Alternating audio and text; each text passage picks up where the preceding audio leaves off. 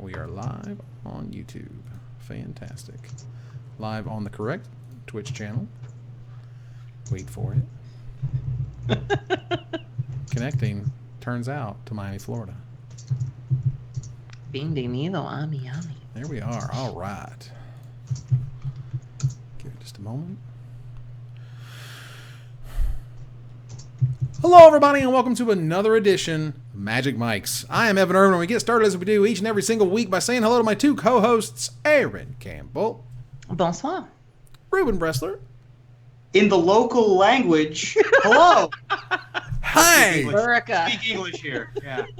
So where are you, Ruben? Where in the world is Ruben Bressler? In this week in Ruben has a new background. I am in the Bahamas with my family, my mom's sister's clan and our clan. So we have 9 total here at an Airbnb in the Bahamas. Wow. I'm having a good time. Sounds like a joke. It's not a joke. Yeah, the Bresslers and the Cacciatos are on Nassau. So if you have any, I don't think there's a comic book store here. Magic the Gathering probably not super popular here in the Indies, but yeah, it's lovely here. I love it. Shortest day of the year, and it's just a balmy 70. Oh yeah, here. Well, today it got to 71. That was today's high. It was 31 here, and I was excited because I only had to wear one extra layer of clothing today. Like, get out of here. Earlier this week, it was so hot, we had to roll up the windows and turn on the AC. It was like 82 degrees. God. I swear to God. The locals. I had to wear fleece leggings to bed the other night because I was so cold. Like, it was 1 degree. 1. Our waitress at dinner said that she was getting a little cold when she was serving us outside at night. Wow. Wow. Ma'am. It's rough down. It's cold. It's cold out here as well, as you can tell. So cold. Actually, much warmer there. Yeah, because here, it's 54 outside right now, and people are losing their minds. People are got these huge winter coats. Everybody's just all decked out in their warmest gear. It's hilarious. Oh, Floridians! It is currently 23 degrees Celsius. Oh. With 79% humidity. Wow. Of course that's a little excessive. All right. But yeah, that's where we're at here. All right. So, as we do, we talk about all things magically wonderfulness. Wizards has given us some pretty fantastically wonderful magical things. One of them being a very, very, very awesome spoiler. Yes. We begin by talking about the Oath of Ajani. The Oath of Ajani is a new rare from Aether Revolt. It is a white and a green for a legendary enchantment, as all the oaths are. When it enters the battlefield, you put a +1/+1 counter on each creature you control. That says each. Yep. Planeswalker spells you cast cost 1 generic mana less to cast. So, we have in this the card all by itself an awesome ability and something that is making things cheaper, i.e. cost reduction. Cost reduction pretty much almost every single time just completely blows up in their face. We've talked about this multiple times. Talking when Yahini we're about to talk about it some more. Yeah. And we're going to talk about it some more. Here we are. Anyway, this oath is amazing. People were losing their crap, not just I like Magic cards, Herpeter losing their crap. Real Magic pros were just holy cow, this card is ridiculous because the sequence of plays that you can do is just nuts. You're going to start your game with Inspector because everybody starts with Inspector, as you do these days, and then you play Oath. It turns the Inspector into a 2/3 blocker, which is fine. Next turn you're playing Gideon, and then you're making a token. Yeah. That's cool.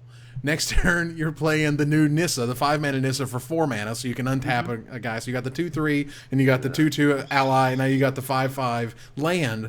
And then next turn, of course, you get the ultimate Nissa, while you also get to play either 2/3 drops, like the 3-mana Nissa, right, and a 3-mana something else. Or just another Oath. Or whatever. Yeah, sure. Yeah. Who cares? And just put counters on everything because of reasons. That card is hotly wonderful goodness and will be an absolute standard all-star, it looks like. What do you guys think about it? Yeah, I mean, it's completely unreasonable how good that card is. You already had something along the lines of this once, and it didn't see much play, called Abzan Ascendancy.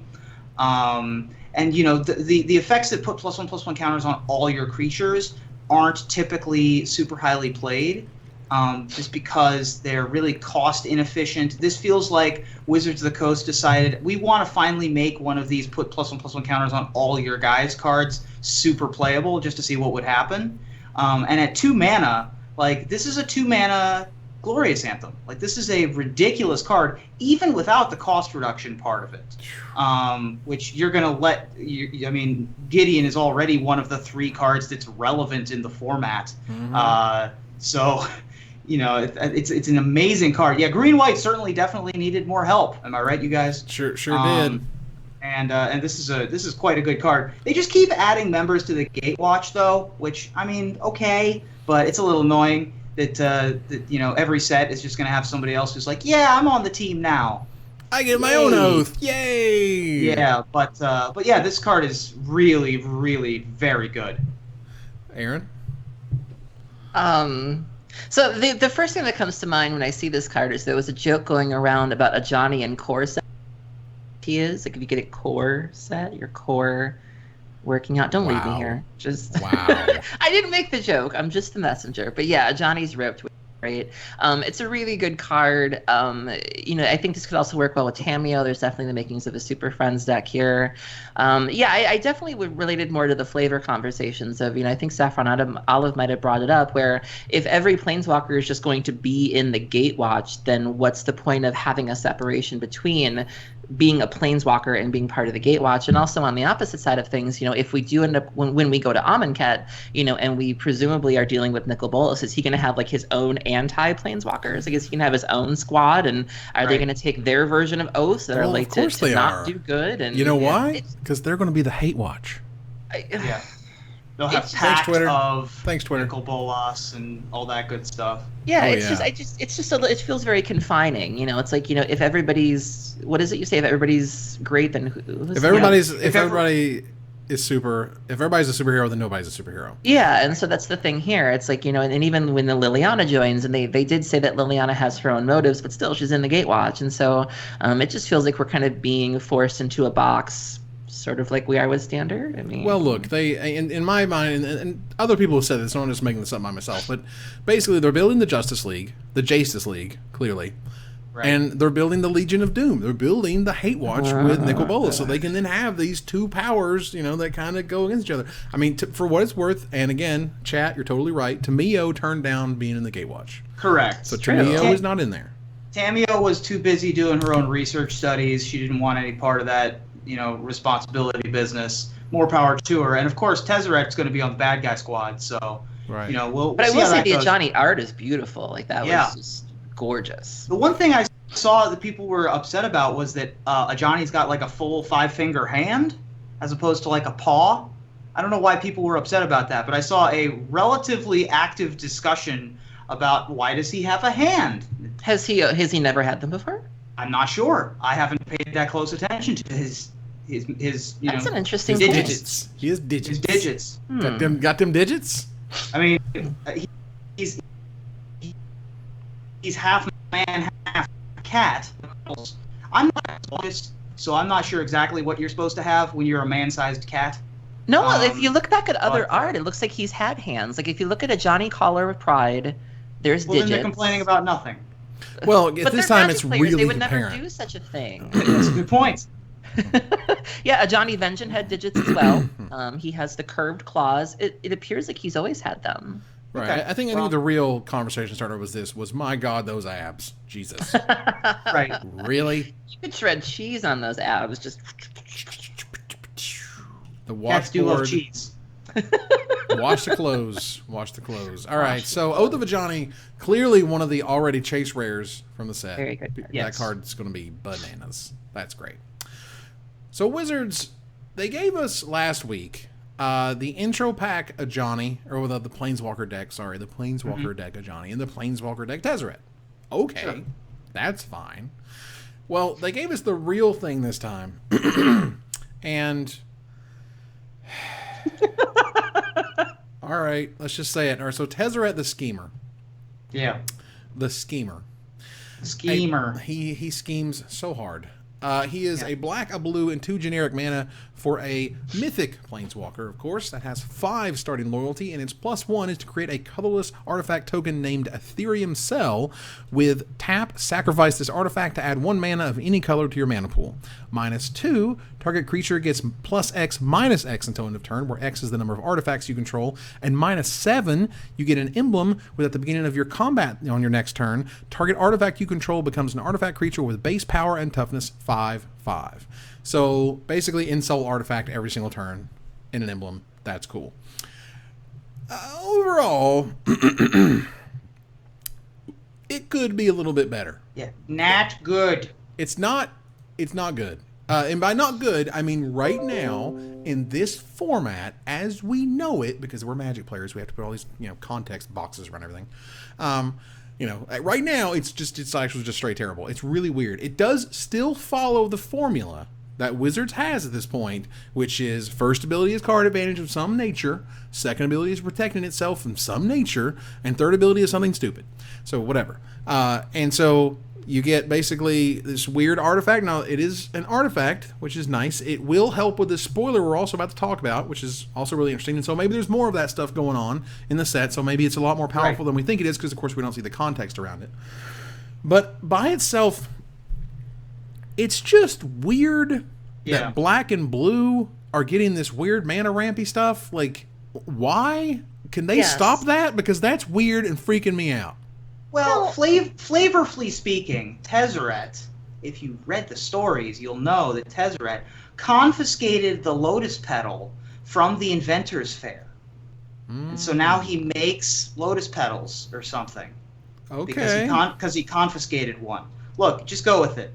And then so now you can make these gold tokens, like we've been casting Guild or whatever that with the inspired untapped guy. Right. Yeah, I mean it's a weird ability. It's card advantage in some sense in that it gets you, closer to whatever metalcrafty crap you need. It helps you cast your off-color things in your Grixis deck. All of you. We're gonna mention it with the next spoiler that we're gonna talk about. It does a couple of interesting things, but it is super weird and super underwhelming. Like, the second ability is fine, I guess. It protects itself. It does jump up to 6 immediately, which is a pretty big deal. It ultimates in 2 turns. That's cool.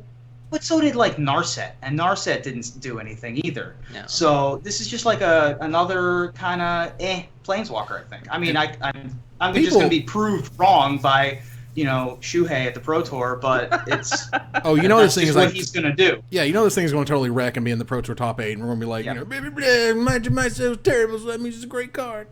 Yeah. Aaron, what do you think about old Tezzy? So somebody on the Mythic Spoiler, in the Mythic Spoiler comment thread kind of hit the nail on the head with how I feel about this. So, again, coming from a flavor standpoint, the question becomes, why does he ramp? When is he ever really focused on playing big things? Why does he pump your creatures? Is he Rakdos now? Like, what's going on with the plus and the minus? That's really weird, too. Yeah. When has he ever cared really weird about things being in the graveyard or being aggressive? The 5/5 every turn, that's fine. It's very Tezzeret, but, the big coup de grace of this story is that he steals all of the artifacts. And so this same commenter, Tom, shout out to Tom, made a comment about why isn't the ultimate from the intro pack is actually better suited to this character than what he's always done. And then he tops it off by saying that this card feels like a red-green walker, and then someone said, crap, we need to make a Tezzeret card. Yeah. So they took the red-green, added the word artifact to each of the abilities, and decided it was fine. This was me. Like, I was just shaking my head going, yep. And this really does all feel kind of shoehorned, and this feels like sort of a Mad Libs Planeswalker where you could have just changed up a couple of things, and this could have easily been like Xenagos or Domri Rade or something like that, and it's like it just doesn't feel it just feels patchy. Yeah, so blue sometimes, very rarely blue will get a +X/-X ability, The only ones I can think of are Erratic Mutation. Dimir had one, Warped Mutation. Warped Mutation is Agony the other Warp. one. And then, like, Shaper Parasite occasionally, but it's, like, very not common at all. It seems like a weird thing to put on a Planeswalker. Well, Agony Warp was, like, one of the ultimate blue-black cards. Sure. And it does make some sense. Don't get me wrong. Again, the tie to artifacts is weird. The whole story is about Tezzeret taking things. Yes. He takes stuff. He took inventions. He tells not Mishra, Rashmi or whatever to go on because he's going to take what she's got. Yet he doesn't take anything on his official card. So let's bring up the Planeswalker deck version because people are mentioning that it's like either this one is at least as exciting or even more exciting to some people. For those who don't recall, Tezzeret Master of Metal is a 4 generic mana, black-blue, 6 mana total Planeswalker. Also has 5 loyalty. His +1 lets you reveal cards until on top of your library until you reveal an artifact, and you put it in your hand, and the rest on the bottom in a random order. -3, target opponent loses life equal to the number of artifacts you control, and -8, you gain control of all artifacts and creatures target opponent controls. That's actually pretty sweet. That's perfect. That's it goes actually along with the story. It makes so much sense. Yeah. It's not a great card for tournament play, obviously, but it makes a lot more sense flavorfully speaking. Right, thematically. Yeah. So you're like, wow, so the Planeswalker, deck does this. This is cool. Man, the Mythic one must be like cray. Because, Chandra's was like, oh, that's neat in a Planeswalker deck, but a real one was like, wow, mind was blown. We were freaking out, even if it wasn't very good. It's fine. But so we have this Tezzeret flavorfully doing not a lot what he should be doing. Yeah. Taking a red-green Planeswalker and just putting artifact in the different abilities makes a little bit more sense. Again, I'll give him the Agony Warp thing. Making Lotus Petals is kind of cool, but none of these things are doing what you needed to do to make anything happen in the format we currently live in Standard, let alone older formats. The other thing that upsets me about this card is, do you remember there was like a 2 or 3 year span where they just used the word cloud in every Magic card? Like there were just a bunch of cloud giants and like cloud forms and cloud fins and a bunch of random crap. I feel like schemes is about to be that for Magic. Like they just were like, ooh, scheme is a word we haven't used before. Let's start putting scheme in things. And so they did the Demon of Dark Schemes or Demon of Shady Schemes, and now we got Tezzeret the Schemer, and we're just going to have infinite schemes over the next 2 years, and it's really going to skeeve me. All right, so here we go. Over or under? Yeah. The number... I mean, it's... All right, so over or under? The number of Magic cards that have the word cloud in the name of them is more than 50. Over or under? Jeez. I mean, probably more. There's like Cloud Elemental. It's real close. Which one would you pick? Over or under? It's just over the line. One way or another. It's just over the line. Under. I'll say over. It's 49. All right. 49. Yeah, but That's if you a look lot. at it, there aren't. There's a bunch of like Cloud Spirits and Cloud Elementals, but then like right around,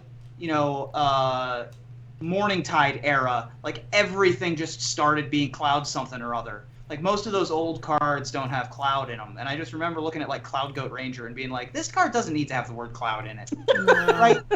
Like they're just some that you just don't need in the clouds. Yeah, I'm not about the goat clouds. But also there were Cloud Skaters and Thunder Clouds and Cloud Keepers. Yeah, Thundercloud Shaman. There's another giant that has the word You cloud leave Death Cloud out of this, though. Death Cloud's in there. Like I said, there's like 10 that were... In any case, I think that Schemes is on its way towards being the magic... Yeah, because there was Demon of Dark Schemes, wasn't it, from the last one? Yeah, and those are the only 2. But Still. I feel like they just figured out that the word Schemes exists. So I feel like that's where we're headed. And... that's another knock against Tezzeret the Schemer, as if we needed another reason. And I will 100% agree with the chat before we move on to the next spoiler, that Master of Metal is way cooler of a name than the Schemer. Really? Really, Wizards? You gave Master of Metal to the friggin' Planeswalker deck? Mm-hmm. I don't know. This feels a little meh. I'm having flashbacks to the Amara Tandris scandal when there was Amara Tandris and Voice of Resurgence, and they did the really awkward switcheroo. Yeah. I kind of feel like there's shades of that in here, maybe. Yep. Yeah, it's bad. However, if Tezzeret makes Lotus Petals, the number one thing you can do with Lotus Petals are these guys called Quicksmiths. Now, we talked a little bit about them last week with the story spoilers. But Quicksmith Spy is a new rare from the set, a blue and 3 generic mana for a rare human artificer who is a 2/3, and when it enters the battlefield, target artifact you control gains tap, draw a card for as long as you control Quicksmith Spy. So that's actually freaking awesome. Yeah. It kind of turns like you're kind of paying like JMD tome mana to make something draw you cards for free for the rest of the game. And if they can't kill it or whatever, if you're just turning a clue into it, or you're turning one of these new Lotus Petals from Tezzeret, like that's actually really sweet. I think these Quicksmith cards are really awesome. This whole cycle reminds me kind of Soulbond a little bit. How you would attach something to like your Quicksilver Paladin or things like that, and this is what it reminds me of. And I'm interested to see what the rest of them are like, because there's one for red. And there's one for blue, and I'm anxious to see what the other three. First off, I'm hopeful that the other 3 colors get some, but I'm also anxious to see what they do. Because I think it's a neat little cycle. I think it's a neat mechanic, and the art's nice. I mean, imagine your clues now basically tap to draw a card, and then 2 mana sack to draw a card. It's amazing. Every time a clue all comes Evan in, wants to be doing in life. It's really good. It's just like making these draw cards. Although it's funny though, when you said Lotus Petal, you were like, you know what you could do with a Lotus Petal, and I was like, put a Grizzlebrand in the graveyard and reanimate it on turn 1, and you were like, draw a card, and I'm like, nah. You can draw cards. Everything value for nothing. That's fantastic. Yeah, I think that the Quicksmith cycle is super sweet. I'm just hoping that the white one is not just gain 3 life, as long as the white one actually does something reasonable. But yeah, these Quicksmith guys are super cool. There's finally you have a use, for example, for what is it, Darksteel Relic, the 0 mana indestructible artifact that has no other abilities. Yeah, we did it. Or you could just do it on like a Darksteel Citadel. There's a bunch of artifacts that untap themselves to be able to do this kind of stuff. Wow. Basalt Monolith's a little expensive. That's not the one I was hoping to find in my head. But there's a bunch of ways, like Blasting Station. Things that have triggers that you can.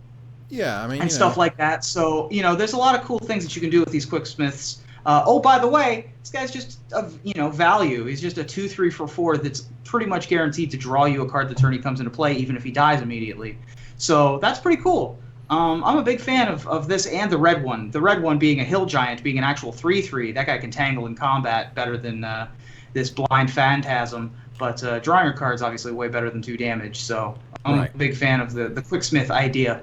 Right. The red one is a red and 3 generic mana for a 3/2 rare human artificer. When it enters the battlefield, target artifact you control gains tap. It deals 2 damage to target creature or player for as long as you control them. So basically, it puts shock on a stick. All right, so let's just go ahead and pontificate what the other 3 may be doing. Sure. I'm gonna say that the white one, target creature gets +1/+1. That's. I'm gonna say the green one has a pump ability. Well, that may be the green one has the pump ability. Okay. Huh. So the white one or the green one could be +1/+1 or +2/+2 or +1/+1 and an ability or something like that, like Quicksmith Shield Maiden or whatever. Yeah, and that may be preventing damage, which for what it's worth can completely destroy combat. If one of your much rather go ahead. Prevent damage than gain life. If it prevents damage instead of gaining life, I would be ecstatic. The black one might have a drain and gain. It could be like lose 1, drain 1, drain 1, gain 1, a -1/-1, something cute like that. Discard a card is. I would imagine it's discard a card. The black one is discard a card. That could be fun. Yeah, and then the green one could just be mana. Like the green one could be like it gains tap, add 2 green to your mana pool or something like that. But there's or 1 green. But these guys are doing super powerful things like drawing cards and dealing 2 damage. I would think it'd be more than 1 green mana. It's fair. And they are following currently the 4 mana, kind of setup. Mm-hmm. Yeah. So if they're 4 mana, I can see going from 4 mana to 6 mana is not a big deal, or 4 mana to 7 mana technically if you play another land. But basically, any ramp after turn 2 doesn't really matter that much. I think Wizards has figured that out. It matters, sure, but not like that much. Explosive Vegetation hasn't really done that much to the format. Overgrowth is it did in the previous standard. It was, red-green Eldrazi was a major player. Right, and going from 2 to 4 to 6 in the past has been a big deal. I mean, Kai Bude, our buddy Kai Bude, won a Pro Tour with Explosive Vegetation going up to 7. So. Sure.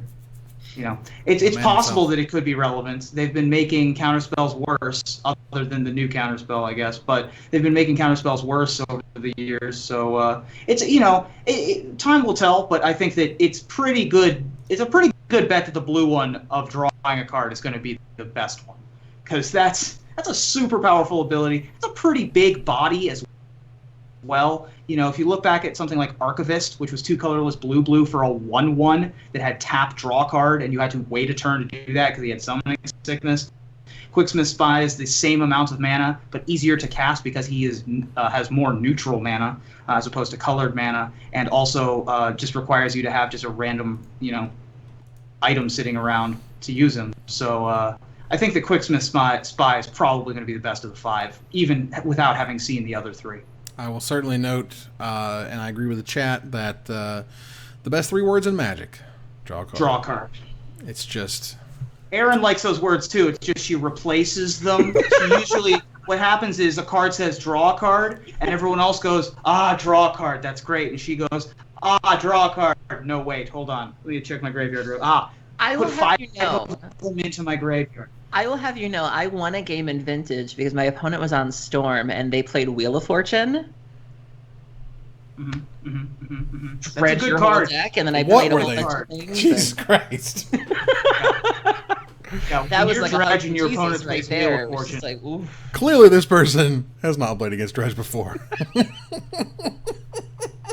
Yeah. Let me light that fuse for you. Can I do that? I think they had, but I think that so what happened was they were going off with their kill, and they figured that they were going to draw a really great 7 and kill me, and they bricked on their Wheel of Fortune. Right. And so they watched me dredge and were like, that's cute, you'll be dead. And then I wasn't dead, and then I killed them. So just... Right. Well, yeah, you're pretty much going all in at that point. Like... Just a quick note, because this isn't going to be a topic this week, but because it came up, Vintage Cube is up, and Storm is completely unreasonable now. Because there are 2 Yawgmoth's Wills and another Wheel of Fortune effect. Oh, they put the Yawgmoth Magus dude in there? They put Magus of the Will and Magus of the Wheel are both in, and it is not remotely close to fair anymore. So I've played, I think, 6, maybe 7 of the cubes. I was Storm in 5 of them, and made the finals of all 5. Like, just not even close. Jeez. Speaking of Vintage, I do want to toot my own horn for a minute and say that I 4-0'd a Vintage Daily yesterday. So well done. Defeated a relatively well-known Vintage online player, Montolio. Love Montolio so much. But yeah, Vintage is great. Dredge is great. It's just so much fun. So it is also wonderful that in the time since episode 1 of this podcast to now, Erin has become the pro. Erin is the one with the pro point. She's the one with the good results on Magic Online. Right. She's the one. Erin with the good hair over there, just like bam. No, it wasn't meant as a dagger, No, it was fine. It's great. It's fantastic. All right, so while Vintage is super fun, we move on to Gather the Townsfolk because, damn it, Standard is kind of broken. Maybe not broken. Standard. It's just not really that much fun. That's your problem. I think really the problem is that Magic's not fun. Or Standard's not really that fun right now. So what happened was Brian Braunduin, our current world champion, wrote an article in response to Sam Stodd's tweet about, on a scale from 1 to 10, what do you think about the current Standard environment? Everybody basically came back with, I would say 3 is the average. That's what I would say, just from everything I've seen, from the people who know, people respect, blah, blah, blah. 3. Okay, what's wrong with it? Here's what Brian has decided is wrong with the format. First, stop printing I win the game cards, Wizards. Cut it out. It looks cool. It sounds cool. I don't even really knock them for it because it was really thematic. Like, you don't want Emrakul to kind of suck.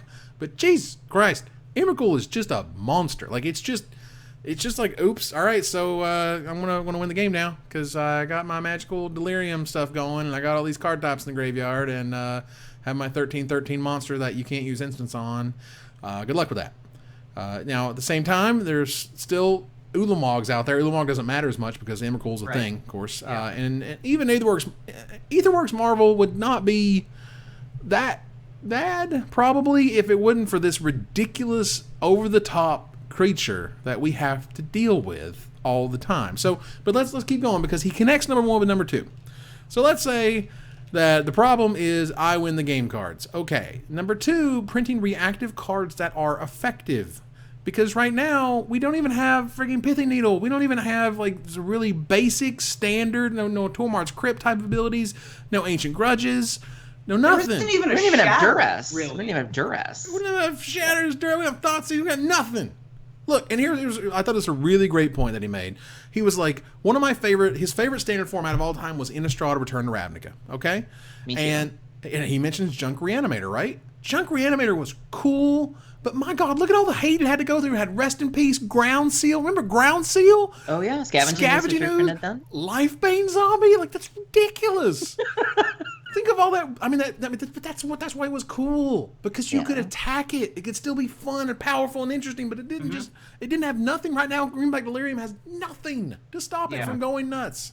That's crazy. So yeah, Emrakul is dumb, but the real reason Emrakul is so dumb is because we ain't got nothing to stop it. We got nothing to fight it. And I'm sure some stuff's coming in Aether Revolt. I'm sure of it. I mean, Wizards knows that answers are important. I just don't think they used to put answers, like good answers, right up front, like right in the first set, like here we go, or the next set thereafter had like some crazy stuff that was just destroying it, and that's fine. But like, we need our answers, I think, a little bit earlier. To have lived through Emrakul to this point, for them to finally print the mono blue Void Slime, right? That should have happened probably in Eldritch Moon, honestly. Like, it should have, like, again, it's just about having good answers to good threats. I want there to be good threats. I like to be over top threats. Yeah. I don't like it when threats are so ridiculous that you're like, okay, I don't want to play with Emrakul, or I don't want to like playing this type of deck. And they're like, well, sorry, that's what you got, because this is what we made for you. And they're like, but answers, and they're like, you'll get them later. Yeah, I mean, there's a number of reasons that I think, you could take BBD's 2 main branches, which are very good, and split that up into a lot of different things. I stop printing, I win the game cards. In addition to that, all of the best cards that win the game are mythics, and so that's going to hurt tournament attendance with card availability issues. And it's also, if you remember, not why mythics were originally. That was not the intent of mythics original. Now I don't know if they've changed the mission statement on why mythics exist in the meantime, but it just seems like that's not really what mythics were intended to do, and have sort of become that, and it's not good. And another thing about that is that a lot of the top end finishers are colorless, and so they have a lot more ways for people to cast them. Either Works Marvel, Emrakul, Ulamog, Smuggler's Copter, even. You can put them in any shell. And so you're able to get to your end game in the most efficient way possible with whatever removal package you can find. So I think that those are a couple of the things that come off of that branch. Well, I would note that, and Aaron, I'll get to you just one second. I would note that I think Wizards, I think the main reason Mythic exists is because of American currency. And I'm pretty sure it's the exact same reason the masterpieces exist, but that's fine. Wizards is a business, they didn't make money. Hasbro needs return on their investment, blah, blah, blah. That's great. One of the things that came out of the chat that I think is worth bringing up is Justin KP23 notes that design has changed since then. Rosewater talked about it on his podcast. They want people to have fun with the cool stuff before the real answers come. No. Here's why. No. The metagame, the tournament scene happens way too fast. It just happens too fast. I don't care if in just 3 months blah, blah, blah happens. It doesn't matter. It's too fast. We've already figured it out, and we're already sick and tired of it. So to be able to give us the really powerful, cool toys and be able to give us the really powerful, cool anti-toys is okay, I think. Aaron? Mm-hmm. I agree. This is tricky. It's like, so I admit I don't play a lot of Standard. I did play a lot of Standard the month that I was practicing for the Invitational, and I was on Green Black Delirium. And, I kind of bought into the hype about how great Emrakul was, and it is a great card, but, I was surprised by how many people were prepared for it. I was eating stasis snares. I was eating summary dismissals. There are tools. I think that a lot of the discussion I'm seeing implies that there are no answers. I just want to stress that there are answers. They're just not good answers. And more importantly, there aren't answers for everybody. Like, I was thinking about it just now as you were talking, and I was like, well, what is green supposed to do against an Emrakul? And I'm like, And then I was like, well, what is red supposed to do? And I'm like, red does nothing. Right. Green has clip wings. That's about it. Clip wings is Okay, an so instant, that's- right? No, it's sacrifice. No, it is an instant. But it's sacrifice. Yeah, it's Each an opponent instant, sacrifices. It's so- sacrifice. Okay, Yeah. so that's green an green option. has clip wings. That's fine. Red Okay. has. Nothing.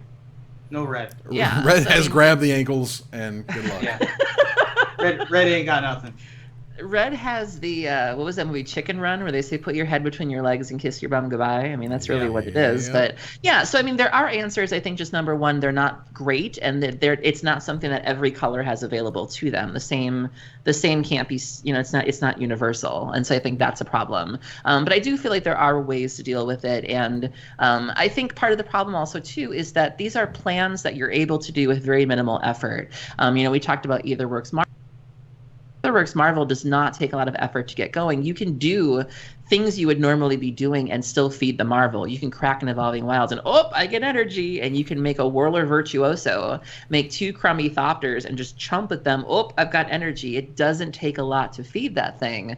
And so these are plans that you're not having to go out of your way to enact. It's not hard to get Delirium. I think also part of the issue is that you have these really big strategies and no real work to get to them. So not only is it hard to fight them, it's too easy to get them online, if that makes sense. Yeah, I mean, and the thing coming from chat is that, like, no matter what's in standard, people are complaining. Well, yeah, but like at the same time, the things that we are complaining about are things that were not issues a couple years ago. Well, I just want to clarify. I actually really enjoyed my time playing Standard. Like, it was not miserable for me at all. Like, I was one of the few people who really enjoyed it. If I had more events to go to, I rented my deck. So if I had more events to go to, I probably would have actually bit the bullet and bought my deck. I had a lot of fun playing Standard, so I have no real dog in that fight. I'm not hating. Right. I mean, look, I'm not saying it's just the Etherworks Marvel decks. Like for example, the Star City Games Players Championship, apparently the last one, happened this past weekend. Congratulations to Joe Lissette.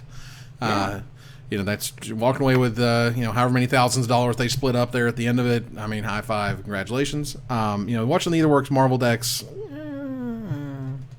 not great, not awesome, fun, magical experiences. I understand they needed a flagship card for energy. I understand they wanted something sort of combo-y-esque. It's like it is its own combo, but you know what I mean, like something that was like, oh my god, I hit my thing, and then I had this huge moment, and it's great.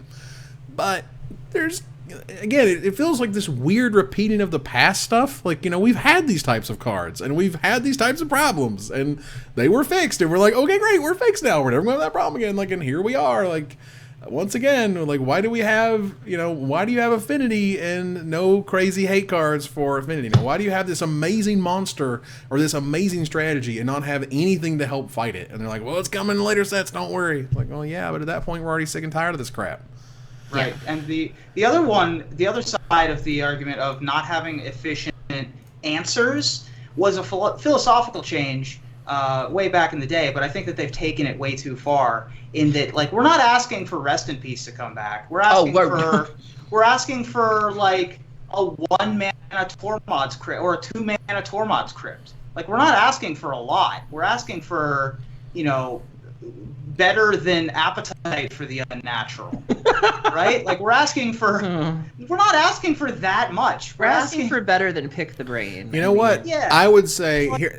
Here's what I would do. I would say yes, Rest in Peace, because they're not going to give it to us. But what they say, okay, well, we can't give Rest in Peace, but what we can do is a 1-mana Tormod's Crypt, and we go, yeah, oh my god, it's great, it's fantastic. Sure. So that lets them be like, well, we're not going to go full answers. If they end up reprinting Rest in Peace, I'm going to make this a clip, and I'm never going to let you forget it. It's amazing to me that there's just been this many sets in a row without graveyard interaction. It just seems like a horrific oversight. I don't know if they just didn't, if they saw it in the Future League and that people were like, hey, Aaron Campbell really likes playing with cards in the graveyard. Maybe we just don't print any graveyard hate for Standard for a year and a half. You don't want to know the things I had to do to pass that. Wow. It's just super, I think that's super weird.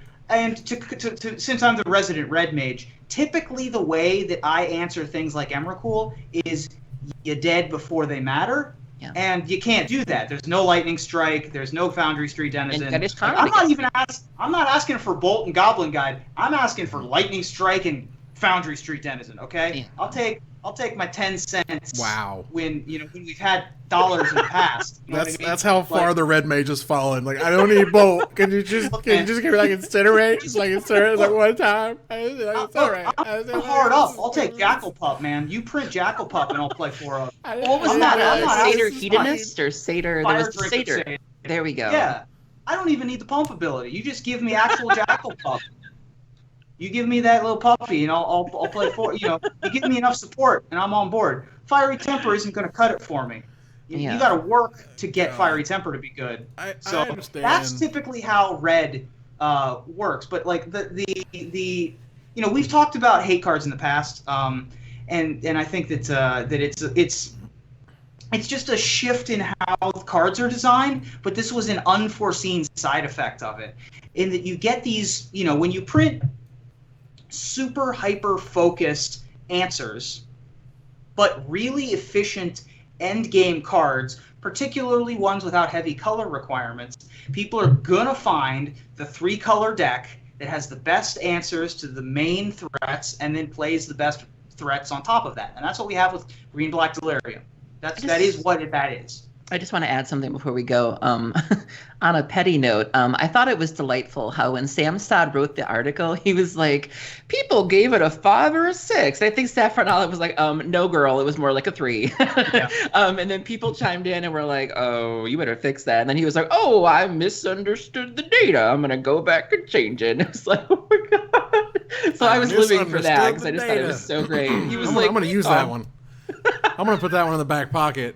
Boss is going to be like, funny. Why did you do this? And I'm like, I misunderstood the data. And he goes, misunderstood the data? And I go, yeah. And then Yakety Sax starts playing. Yeah. I just zip on out of his office. And there's another good comment. There's another good comment from the chat that a lot of the best answers are now attached to creatures. Things like Reflector Mage, Spell Queller, even Avacyn. Interestingly, those are all in the same blue-eye flash deck. But when you put all of the best spells onto creatures, then you get a really homogenized metagame there as well. Yeah. So that's another unforeseen problem, is that they've made spells worse to make creatures better because it's a creature-based game. You don't want to have long drawn out like Yawgmoth's agenda mirrors like you had back in Invasion. But on the flip side, now we got these long drawn out Bant Cocoa mirrors. So, it's pick your poison, I guess. Nope. I mean, Magic is just one big game of picking your poison, to be honest. Right. But that's okay. That's partly why we love it, because we have all these different flavors of poison. It's fantastic. So, now coming up next year, we want to talk a little bit about what Raph Levy is doing over at TCG Player. Now, I have not paid a lot of attention to this, however you guys have. So, can you tell me a little bit about Draft Around the World? Yeah, so Ralph Levy recently, I'm assuming this is going to be part of a series. So he has a series called Draft Around the World, and it's spelled very, very cleverly, Drapht, because his name is Raph and Draft. I like it. I get it. Yeah, we're good. So clever. So because he travels a lot, he is now doing these videos, starting off in Johannesburg, South Africa, where he was invited to a local cube draft. And it's an 8-minute video, and it basically involves him talking about the South African community. There's some good production value here. Like, it looks nice. So it shows the location, it shows the people, it shows the culture. There's some folks dancing in the streets. So you really get a bit of a taste of what South Africa is like. But more importantly, he talks about the unique struggles that people in South Africa have to deal with. Card availability is one thing, how expensive the cards are, but more importantly, how geographically isolated South Africa is, in that there are no GPs in Africa that I'm aware of, at least. And so if you have any competitive aspirations, you have to leave the continent, quite frankly. And flights are not cheap either. There was a commenter who'd mentioned that a flight to Europe is between $2,000 and $2,500 US, which is basically the equivalent of a high school tuition. And so having competitive dreams is very difficult, because you have no real outlet for those things. And all of these guys are really, really great. They really, really love their community. And I think it's really important to, getting lost in all the complaining that we do, we sometimes forget how good we really have it. And sometimes it's very difficult for us to relate to other cultures and other countries. And so I really look forward to seeing what other countries he visits and what other communities he displays, and maybe we can gain a little more empathy and kind of see how the other side lives. Yeah, this is a. I just love this series. I think that when you come up with an idea that's this unique, this cool, this interesting of a way to deliver it, I mean, you know, when you see the magic show for the first time, when I saw the magic show for the first time, when I heard the deck tease for the first time, I was like, this is like a ridiculously special thing. And having just watched Draft Around the World, I feel the same way about this.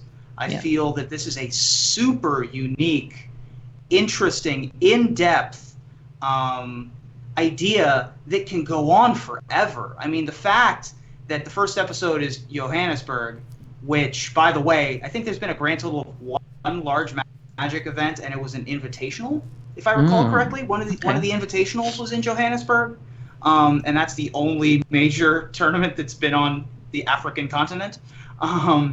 But yeah, I mean, I watched this 8-minute video and was just like, this is super impressive editing and storytelling, and everything about this is great. And the fact that he travels around the world already means that it's a reasonable thing to expect that he'll make more of them. I highly recommend this video series, since all of us are old and washed up. You got to go out there and get the young guns like Rolf Levy to make video series.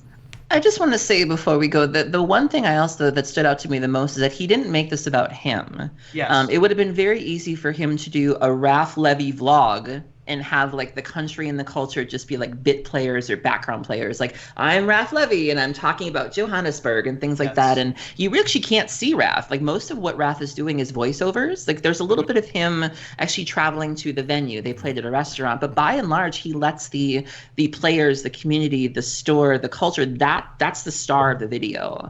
And I really like that he purposely, I don't know if it was intentional or not, but I really like that he took a backseat to it. And we weren't just watching a Raph Levy vlog. We were watching a South African magic blog that he just happened to be sort of facilitating. I thought that was really cool. I mean, go ahead. Sorry. Well, as someone has... Go ahead. Did for real this time? Go ahead. Shut up, go. You know, the fact that you can basically the menu or the recipe is city, format, opinions. And so, like, he identified this cube group with Johannesburg. And so in the future, you can, like, for example, when he goes to Japan, he'll probably focus on Frontier. When he goes to Australia, they have a really intense modern testing group in the Australia-New Zealand group.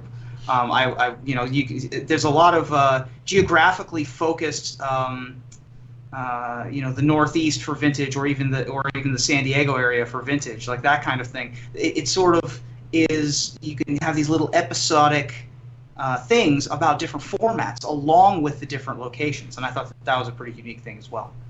Yeah. I would note that my guess is that it's 100% intentional, because when you make this type of content and you create this type of format, you have to think about it. Is this a Raph Levy joint? Or, are you hanging out with Raph? Is Raph telling you about everything? Or are you letting the players, the cards, the location? Because if you go back and watch literally every single live episode of the Magic Show, that's exactly how I filmed it, because I didn't want it to be about me. I didn't want it to be like, Evan's here at the Pro Tour. Look at the Pro Tour stuff. Like, oh my God, I'm talking to Pat Chapin. Hey, Chapin, come here. Blah, blah, let's get a picture. Like, no, I didn't want that to be it, because I loved the Magic culture. I didn't love me in Magic culture. I loved Magic culture. I think you loved you a little. As opposed to me, where every episode of the Newsing and Interviewsing is all about me. I'm great. These other people are Magic related, but I'm great. Yeah, okay. I mean, it's basically how you put it together. I think that first of all, the director Monica Levy did a really nice job putting all of this together. The music to the cinematography, everything is just really nicely done in this video. Nice. And so I can't wait for the next one. That's awesome. Well, I had no idea that Miss Levy, or Mrs. Levy rather, actually put that together. I just learned that in the credits. Sure, but I would note again, 100% like on purpose did that, and I think that's great. And I think Raph understands that this is, and just like, well, at least my thinking was, so I don't speak for him. My thinking was always, I want this to be about more than me. This is bigger than I am, and I want to make sure people understand that this is not Nope. me at the Pro Tour. This is everybody else at the Pro Tour. And yeah, I love myself and all that stuff, and I got all my opinions on every other show. But when I went to those places and I talked to the people, those were the focus, because that's what I really loved about And Magic. I think that's sort of the sign of like a good content creator. You know, I think we all kind of, I'm going to go off on a little tangent here. I think we all kind of get into this for ourselves, or we get into it because we have things we want to say. But I feel like those of us who've been at it for a while, we've sort of evolved past that point where it's like, you know, if you're in the content creation game years down the line and you're still doing this just for you, I feel like you're kind of doing it wrong. Like, I feel like you have to kind of evolve to a point where you realize it's not just about you, and that you can make a difference in some way, or that you can get an idea out there or a message out there.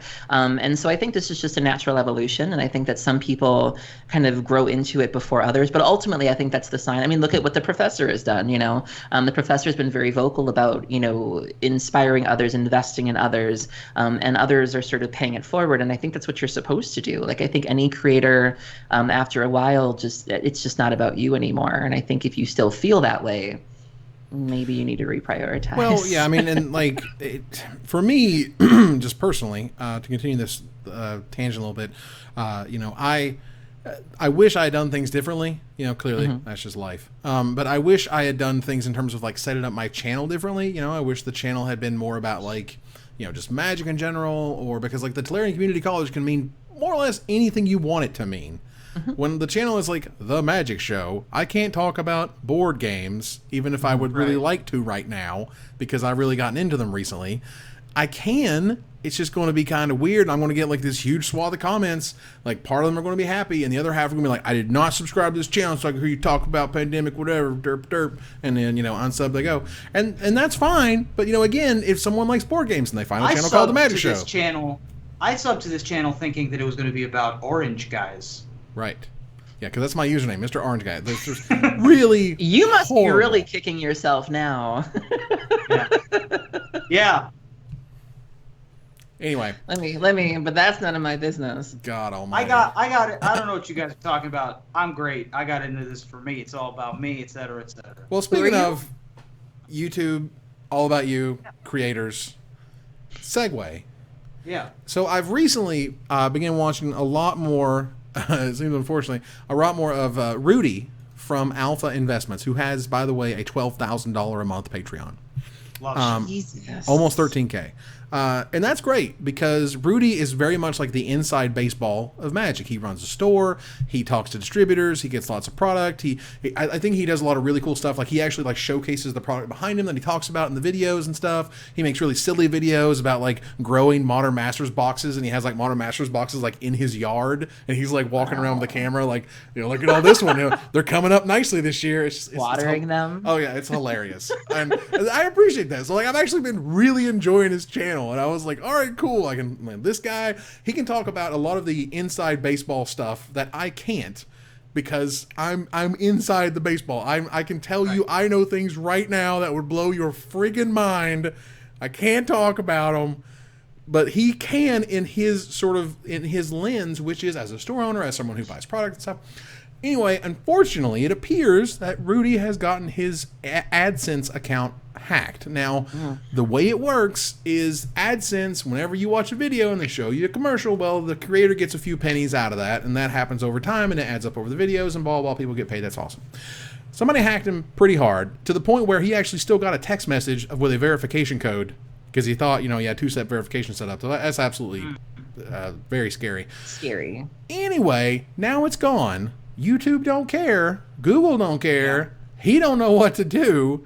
I have nothing but the feels for Rudy right now, because I would absolutely hate to be in that position, because he's in the position at this point.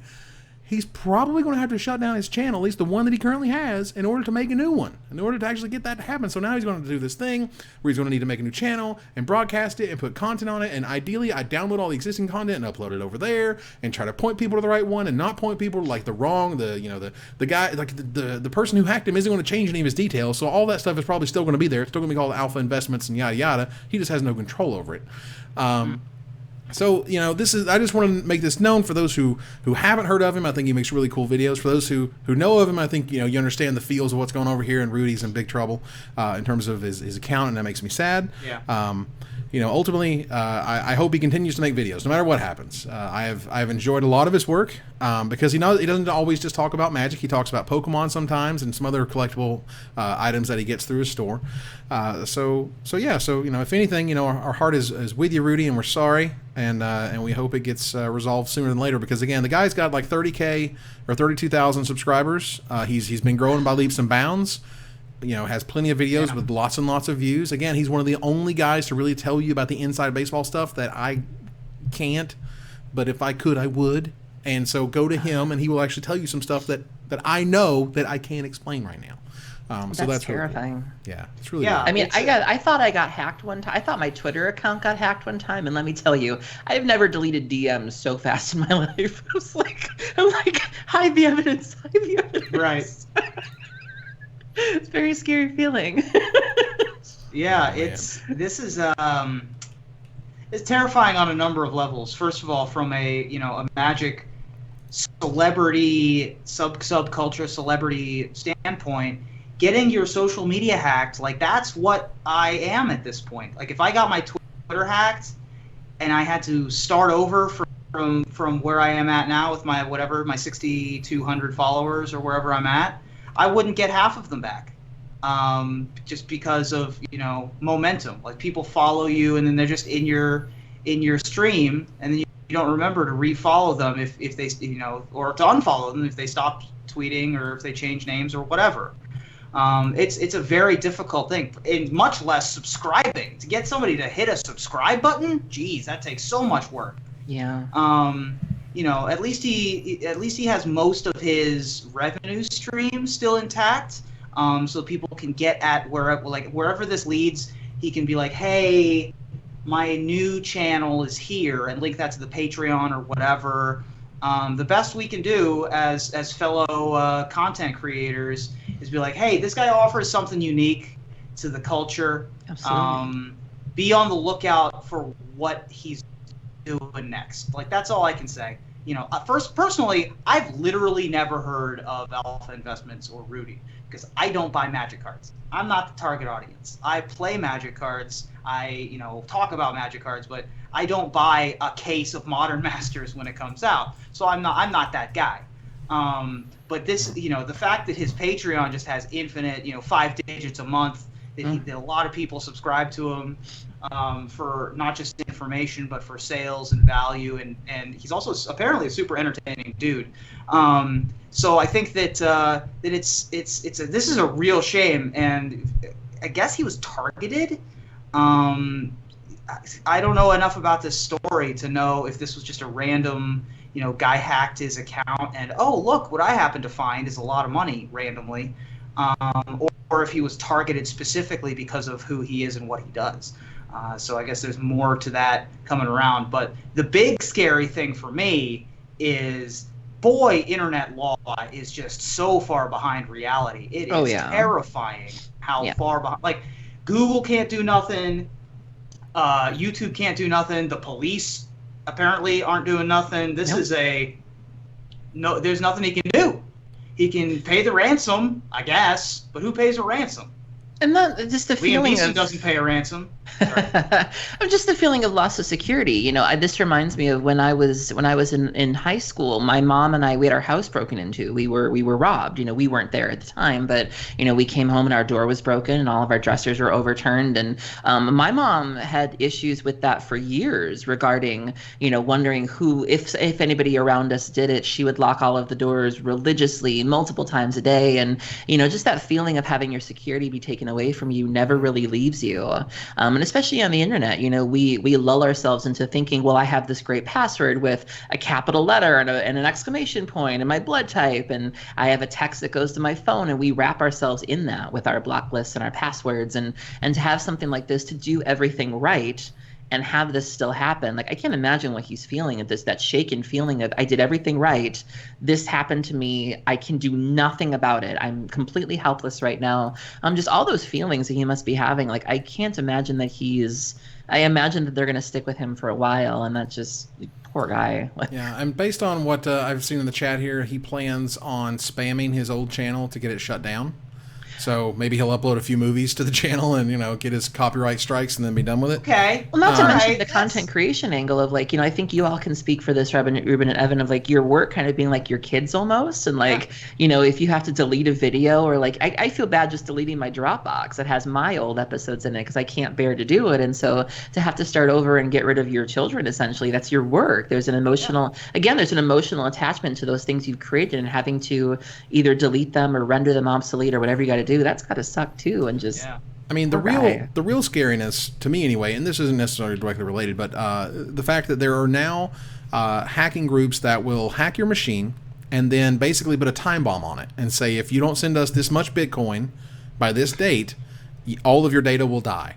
And if you're not tech savvy enough and you've clicked on things you shouldn't have, or maybe you looked at something or been to a website you shouldn't have and didn't have the right protection, blah blah blah, suddenly they got you. Suddenly your school paper is due tomorrow and they're like, give us $1,000 or we're going to delete your entire hard drive. Well, there you go.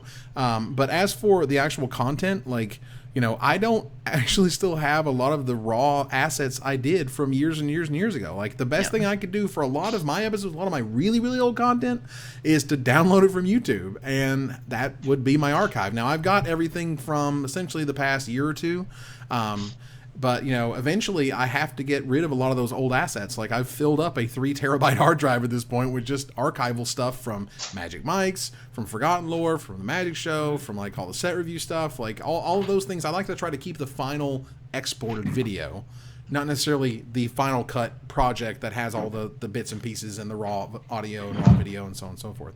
And that's come to bite me in the past. I mean, there has been requests for like the, could you get me this episode or could you get me this bit out of this old episode without the music behind it? And I'm like, nope, because I don't have it. I don't have any of the old stuff. I do have random tapes and things hanging out, and God knows what's on those things at this point. But some of the old footage is just gone. Like, cameras have gone bad, and I lost a bunch of footage that way. Stuff just goes away. So either way, give you a quick suggestion. Backblaze. That's what I'm using. That's what you're using. Good, smart. Backblaze, about $5 or $6 a month. We are not being paid to say this. Being paid to say it. This is literally the company I use. It backs you up sort of continuously all day, but they don't have a size limit. They back up whatever. So all of my stuff is there. That makes me feel better. Yes, but I am still like literally at this point. If anybody has a rep from Backblaze that wants Backblaze. to sponsor us, let us know. Give us that sweet promo code. Our word of the day: Backblaze is a cloud. Cloud solution. It's a cloud thing. Cloud storage. Now, all right, so let's keep moving. Lord knows we've went through this topic 8 ways to Sunday.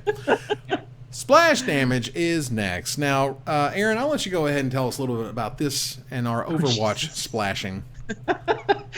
Okay, so Overwatch is a very popular game, as I'm sure many of you know, and they released a comic the other day called Reflections, which is about the holidays, and in it was revealed that Tracer, who is essentially the face of the game, I think when most people hear the word Overwatch, they think of Tracer.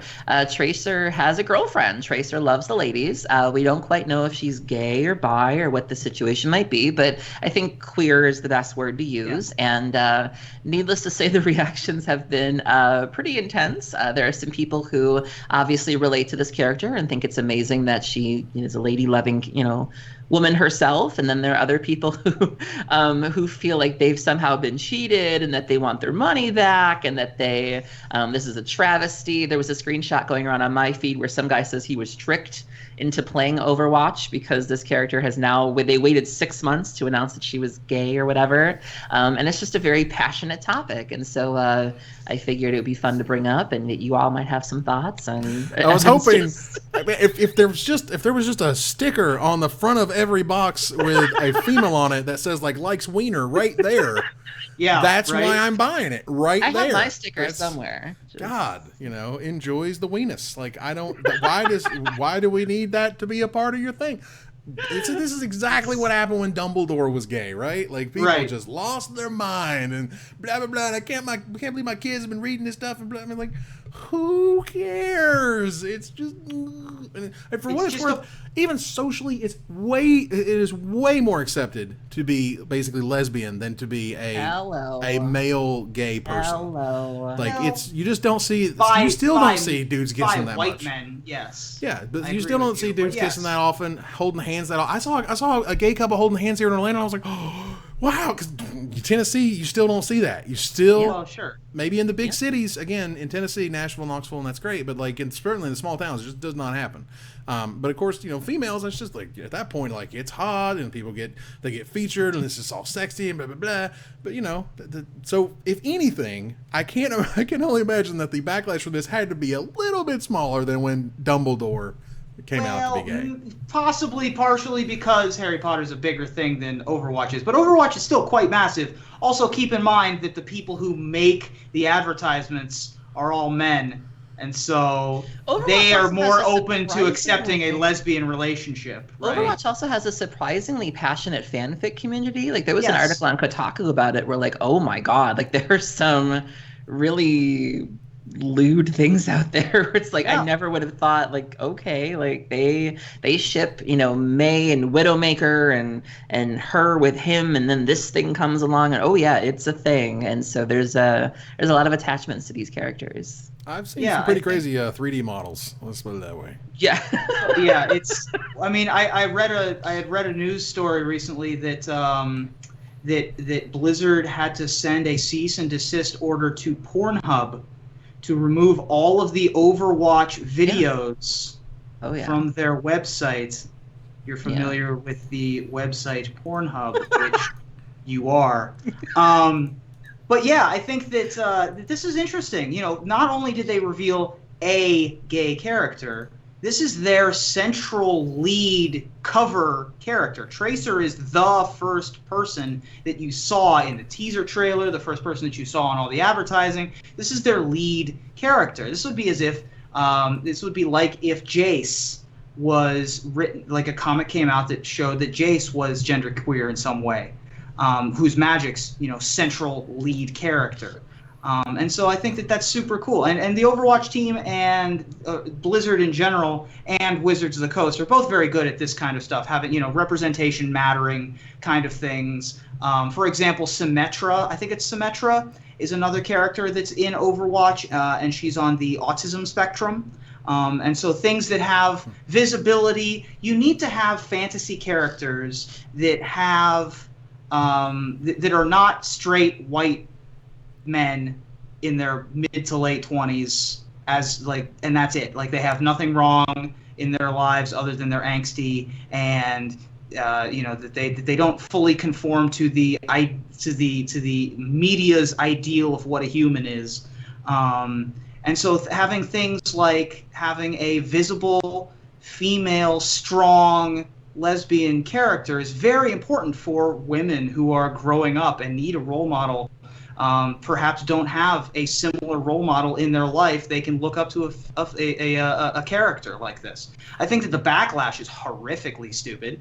It's never going to be relevant. It's like, I like Tracer, I think she's attractive, but she's totally not into dudes, and it's like, not going to be a problem. First of all, she's way more famous than you, probably out of your league, also not real. Like, also a figment of someone's imagination. No. Like, this is like when people were mad because I was upset about the Sword of Feast and Famine.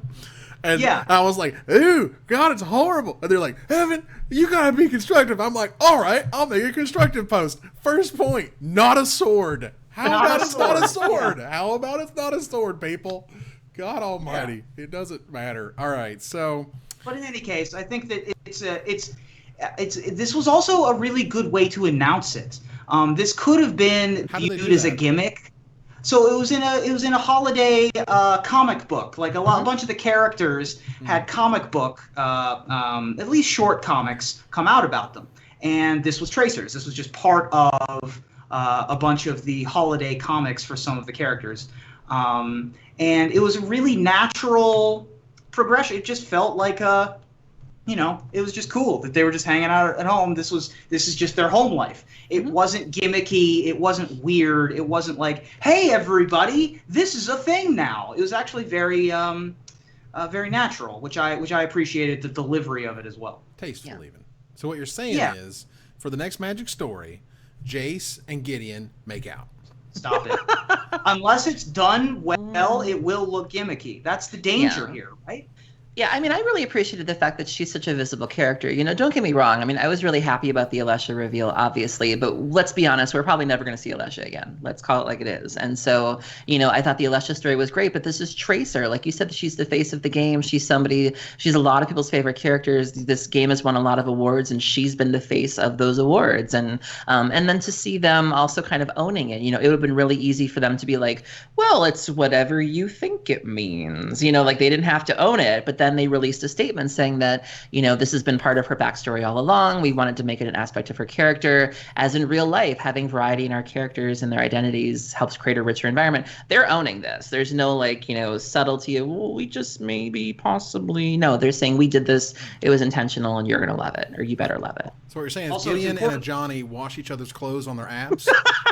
I'll just put the clothes on your abs. No, put the clothes on my abs. It's also good to. It would also be good to know that Blizzard has explicitly confirmed that there are multiple LGBTQ heroes in Overwatch, and that this is just simply the first one confirmed. Yeah. So it's a decision on how they're telling the story. It's not relevant, obviously, for most folks, but for the few that it matters to.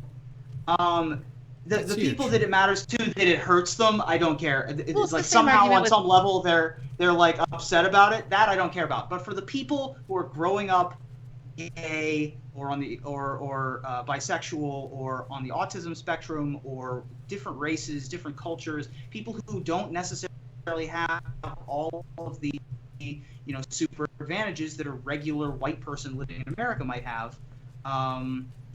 A regular, like a straight white male, as we've mentioned on this show, we've got, Evan and I, we high five, bro. We got all the advantages. But like, not everybody has not every main character. Yeah, white dudes are the main character in every movie, right? So we always got role models to look up to. You need folks like this. Representation certainly matters, and especially in something as big as Overwatch. Right. All right. So we got to turn the corner, ladies and gentlemen, to the finisher. Got to turn it around. So this is our last episode before Christmas. Yay! Merry Christmas, everybody. We got Merry Christmas. 3 days at this point because we've tipped over midnight. So it is a mere 3 days from now before the big man runs down the chimney, as it were. You mean Reed Duke? It's coming down my chimney? Yeah. Hashtag Baywatch. No, the big man. So with visions of Thopter Pie Networks dancing in our heads, what are you hoping to find under your tree next Sunday, Ruben?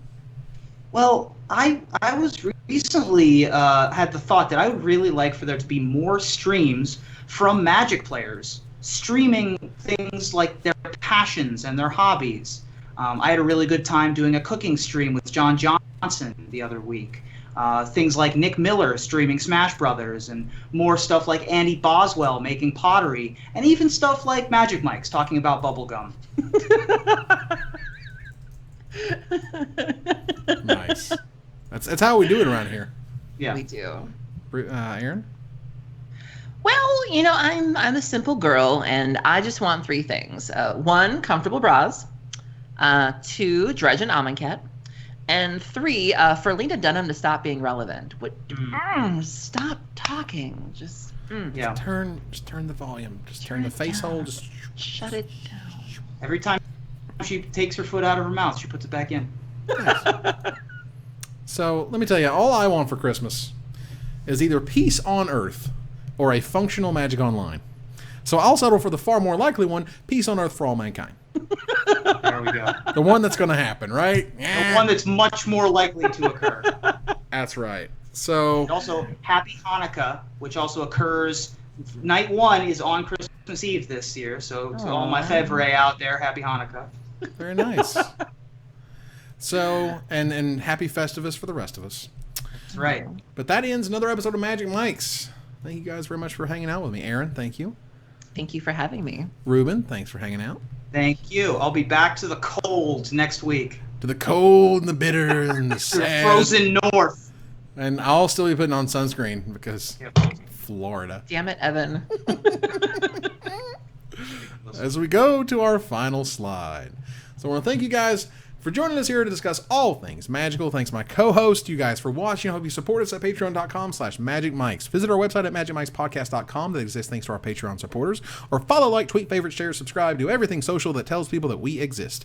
Catch us online at twitch.tv/magicmics, on Twitter at magicmicescast, on Reddit at reddit.com/r/magicmics, on Facebook at facebook.com/magicmics. Talk to us privately at magicmicspodcast@gmail.com. Follow the audio-only podcast at magicmicspodcast.libsyn.com, or find us on iTunes, or join us here next week. Same time, same place, for another episode of Magic Mics. Good night, everybody.